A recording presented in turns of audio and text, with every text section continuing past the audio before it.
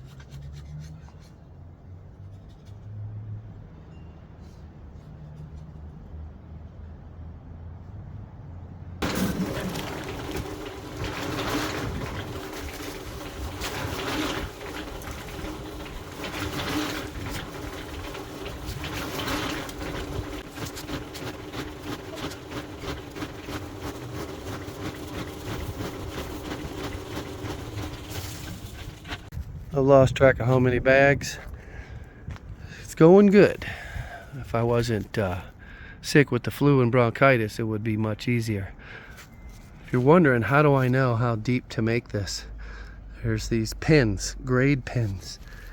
Another one right there that are hammered in, and they're sticking up the right distance. And I gotta pour this so that they meet the tops of those pins.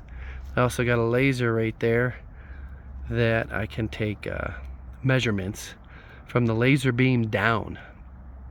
You can also see that I've gotten my rebar in, some of them in. I got to put more in as I come on down. I'll make the turn and go on over.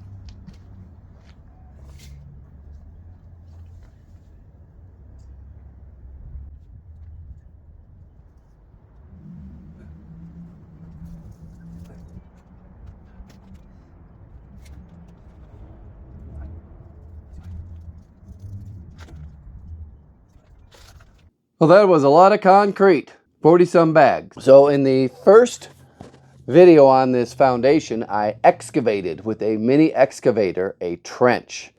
That trench was 18 inches wide. The soil was very hard, very firm, and I had a decision to make.